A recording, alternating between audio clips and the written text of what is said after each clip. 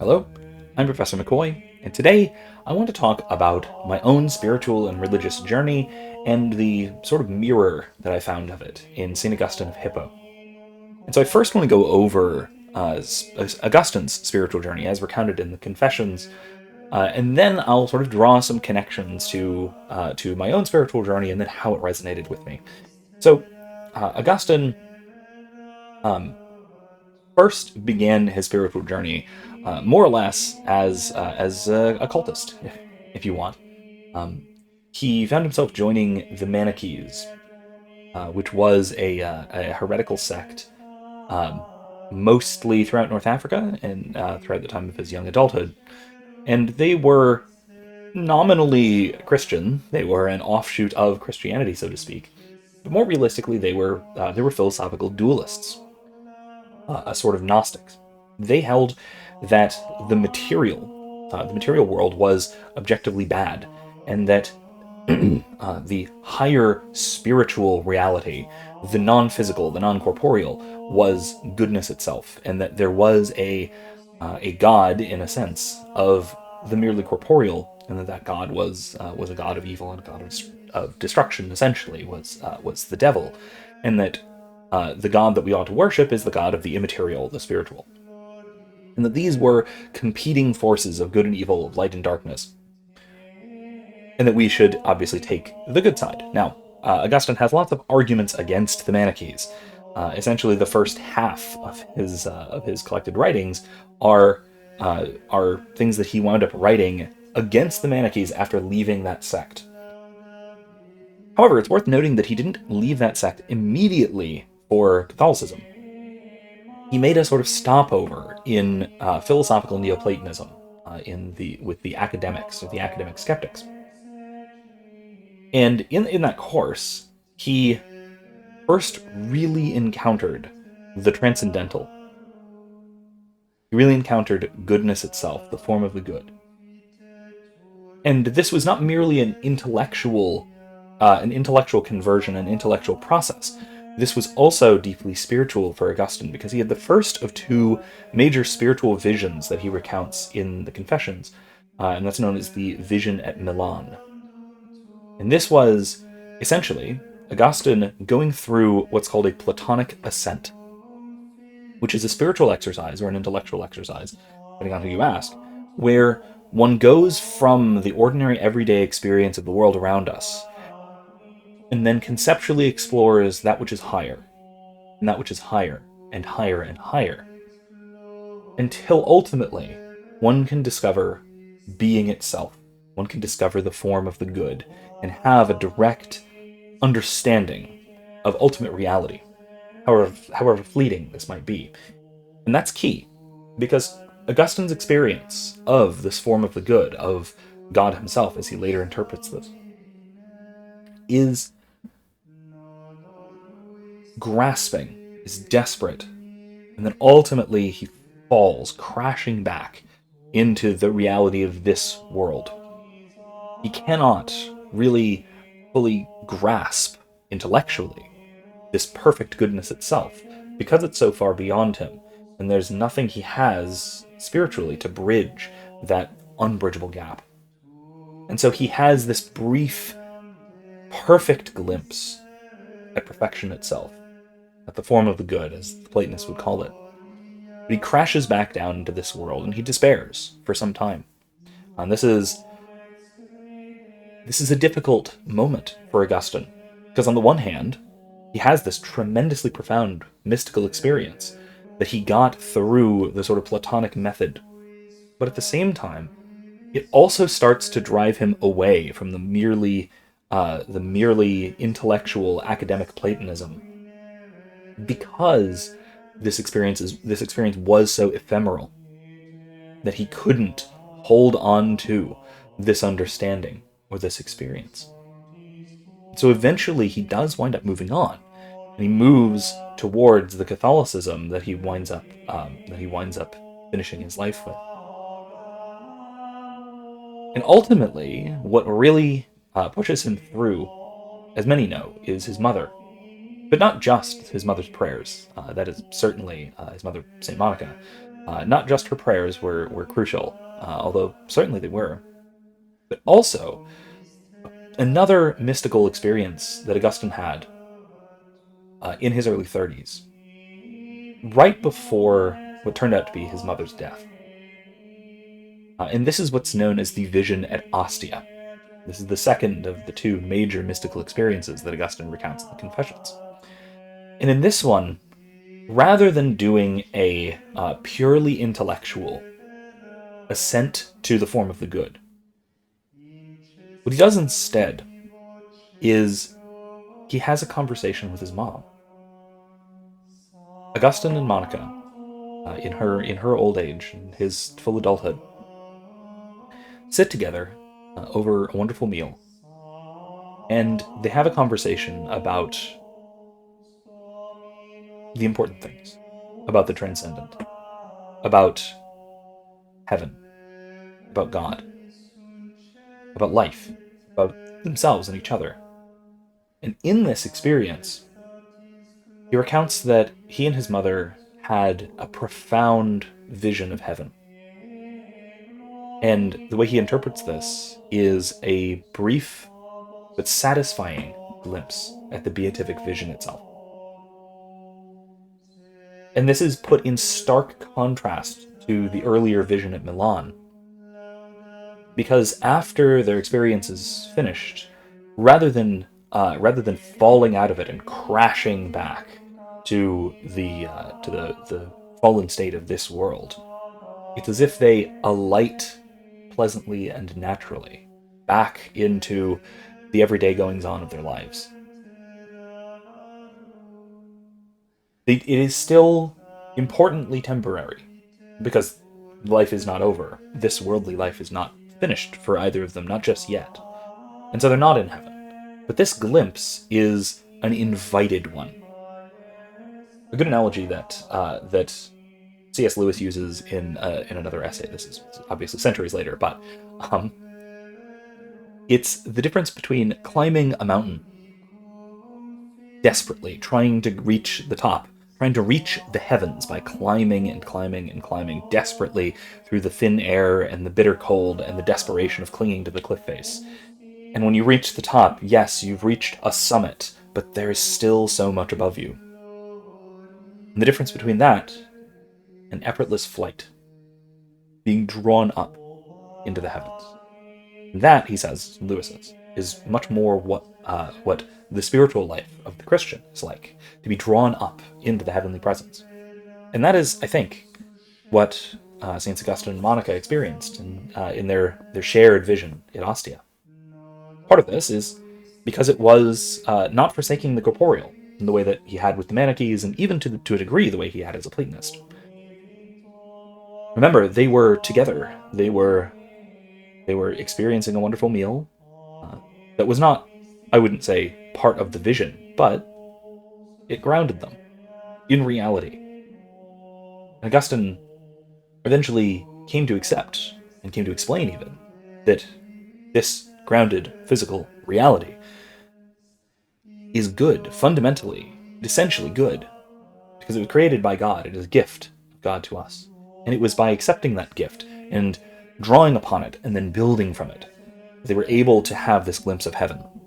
And then the other note of this is that they were together. They were together parts of the body of Christ, parts of the church.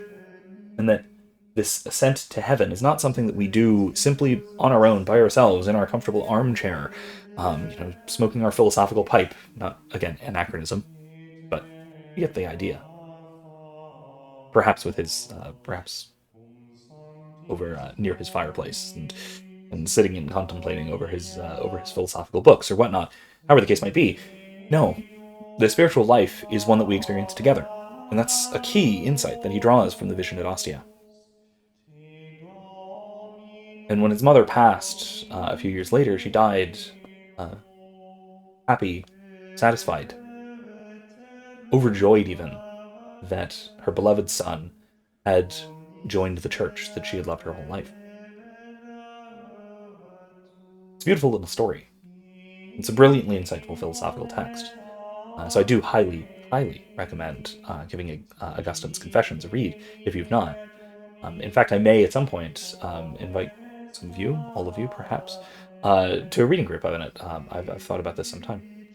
In any case, this is Augustine's journey. It begins in a sort of confused mysticism, wanting there to be more, and then finding something, Platonism, that actually gives him something more. But it's only fleeting and it's not enough.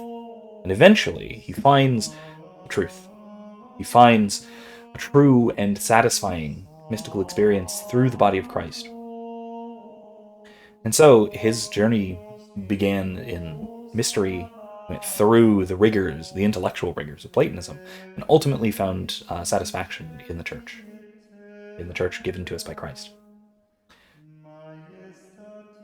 Now, I will say that my own spiritual journey mirrored that somewhat, but only darkly. There were, of course, differences, and I'm no Saint Augustine, intellectually or spiritually, certainly. That said, I also was blessed not to have had such a debauched youth, I will say. But unfortunately, I also was not particularly religiously serious when I was young. I was a cradle Catholic. I grew up Catholic, and I had a decent-ish, a decent enough religious education. I learned about the faith, but I never really wound up taking it all that seriously until somewhat later in life. I went to mass most weeks, most Sundays when I was growing up. But as I got older, as I got through high school and into college, I didn't so much anymore. I did sometimes. I'd go on Christmas and Easter, like so many semi-lapsed Catholics. I'd go with family on occasion, but I was not practically serious about the faith. Now, if you'd asked me at the time, I still would have called myself Catholic. And if you started discussing the matters intellectually with me, I could decently defend the faith, although I perhaps had some theological confusions, but we all do when we're, teenagers. That's natural. Um, but I took it intellectually seriously, but not practically, not spiritually, not religiously. I was almost purely intellectually Catholic, if you will, to that extent. I even at the time flirted with a few various ones, perhaps even dangerous heretical ideas. I got into some things like mysticism and divination, fortune telling type things in high school. I got into a kind of religious indifferentism, a kind of mere Christianity that C.S. Lewis explicitly warns against in the book Mere Christianity, of just sort of thinking that whatever Christian denomination it might be, well, at least you're Christian, and that's kind of okay, right? Um, I failed to see the significant ecclesiastical differences between the church and the denominations, things like that. But eventually, I did wind up taking the faith a bit more seriously, and part of that journey was Plato. When I started my undergraduate career, I took a class on Plato's Republic almost exclusively. We read the Republic very carefully, very all the way through, and with a few associated texts and whatnot. You'll find a playlist of some of my own sort of imitations, if you will, pardon the Platonist term, of a class like that, which I think hopefully you'll find useful if you find yourself on a similar spiritual journey and want to find an intellectual basis for the transcendent and things like that. Plato's Republic is also absolutely worth a read. But the point is, I found there, perhaps for the first time, a real encounter with the transcendent, with being itself, with the form of the good. I had now the philosophical language to express that and to understand it. And even, somewhat similarly to Augustine, I had my own sort of mystical experience of the form of the good, this Platonic ascent. In this first semester of undergraduate, um, Augustine, who was sitting in his armchair, presumably in his inner room, thinking things through. My experience was outdoors, a nice Florida winter evening under the stars, which I think is rather fitting to Plato, given his cosmological um, predilections, if you will, I started to contemplate the things of this world and the things that must be above them. When I ascended the ladder of being, as Plato would have us do, I walked my way gradually and slowly out of the cave. And I wound up finding, ultimately, being itself. I wound up having this profound, indescribable experience, momentary as it was, of goodness, of being, what reality really is. But just like Augustine, I crashed back down into the world. It was as if I had plunged my face into a bath of ice water, pulled it out, and then the world was just how it always was. It may have changed me, but it didn't change anything else. It didn't change the way I experienced anything else either. And so I knew there that while I had encountered something true, good, and beautiful, there was more to it. There was something missing. And gradually I came to realize what that missing part was. It was of course God and the church and Christ. Now I will say as well, Augustine was a large part of that. A couple of years later, still in my philosophical undergrad, I read Augustine's Confessions, and I realized that this road kept going. This path upwards towards the transcendent. It kept going on, and that it wasn't something I could walk, certainly not on my own. And so that was part of what got me to start taking Catholicism seriously again.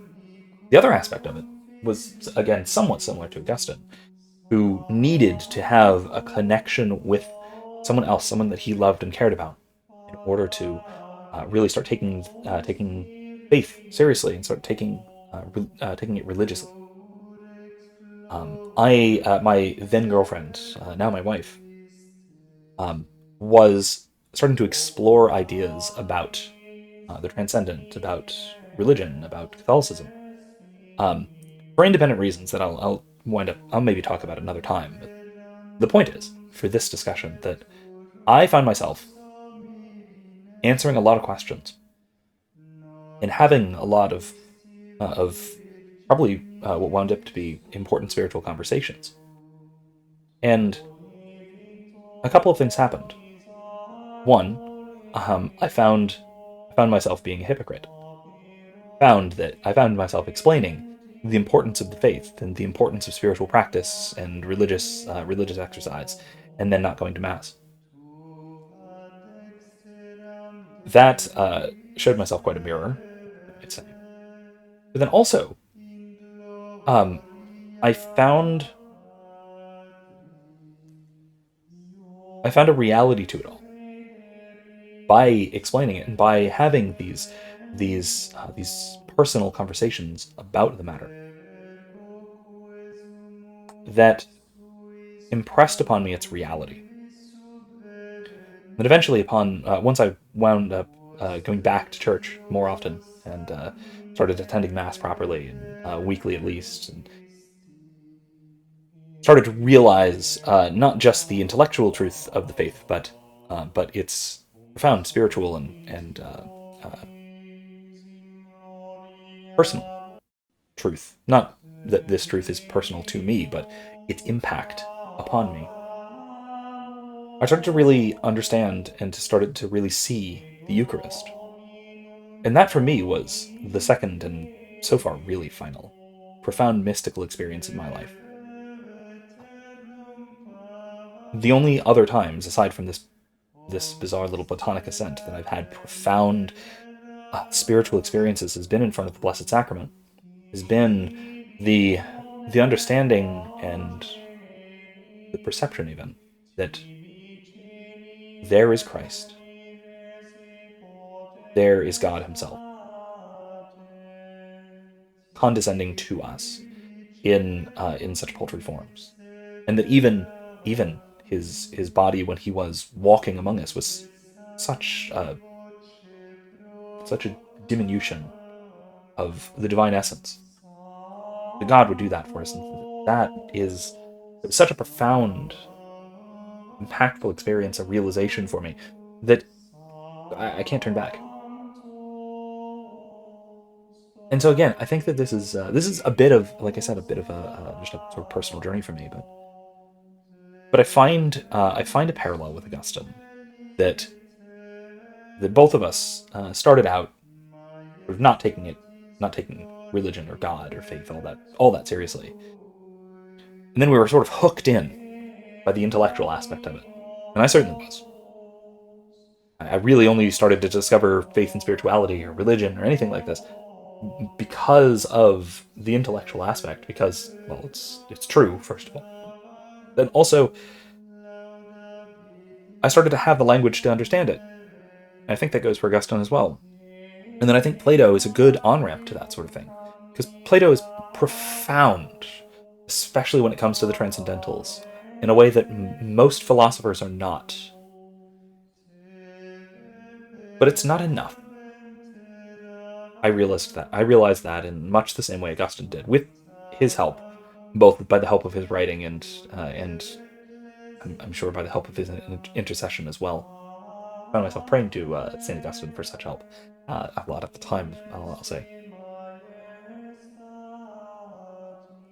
in that noticing that there is more than just the intellectual aspect of it. Now, I will say I tend to have a relatively dry faith.